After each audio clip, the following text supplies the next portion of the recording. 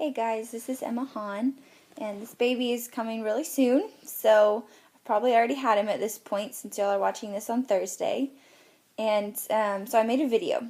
I'm going to be talking about context clues as well as prefixes, suffixes, and roots to help students with their reading skills. So I'm going to begin with context clues. So although context doesn't always define a word, it can really help students to understand what they're reading and to help them with that fluency where they can kind of figure out a word and keep going. So the book suggested a 4-step process for this. Step 1, looking at the unfamiliar word and reading the sentences before and after it. Then connecting what they know with the text and this word that they're trying to figure out. Then predicting a meaning for the word, so what they think it might be, and then confirming their prediction by either asking a teacher or a friend or looking it up or just seeing if it fits with that context. So you could even use anchor charts or bookmarks that students can reference as they're reading throughout the day and to help them to remember this process if they get stuck. So then I want to talk about the close procedure, and I recognize that I wrote that wrong. It's a picture, can't fix it. That's okay. But the close procedure is basically a process where you omit every 5th word in a text, and so students have to figure out what those words might be. Now, these are some variations of that where the teacher can pick out specific words. So if you were to do an oral close procedure, the teacher would be reading aloud a text to her class and omitting specific words.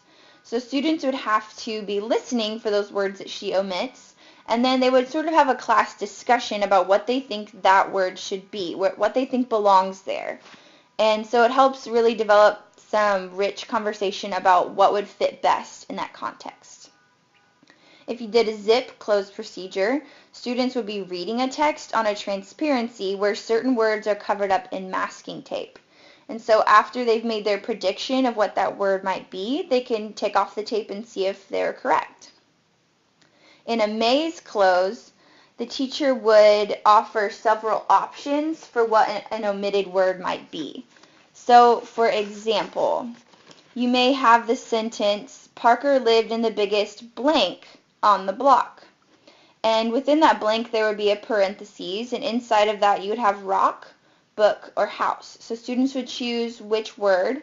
Obviously house is the correct answer. And you would have several of these sentences prepared, and students can work on choosing a word that would fit the context well. Then in a synonym close procedure, the teacher provides a like word below the omitted word in a sentence. So this would sound like, the mother cat purred when she found her blank. And beneath that in parentheses would say baby cat. So hopefully from that context, students would figure out that the mother cat purred when she found her kitten. So now to use prefixes, suffixes, and roots. Working on suffixes, which are the word endings, so the things we add on to the end of words to give them different meanings. Students with reading problems often ignore these word endings, and they need to practice focusing on them and being more aware because the meaning of the word changes based on the suffix. And so it's important to help students realize these.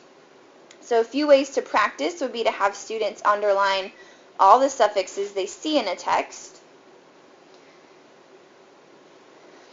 Or, as you're reading aloud to the class, students can tap on the table each time they hear a suffix read.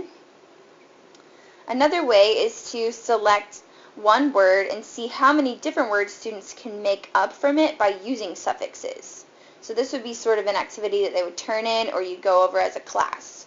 For example, the word sleep can make the words sleeping, sleepily, sleepless, sleepy, and sleeper. So lots of different words. And you could choose multiple root words and have students work on adding those suffixes. Okay, here's a list of prefixes. Pretty familiar with those. And again, here are some root words that your students would need to know to help with making those connections.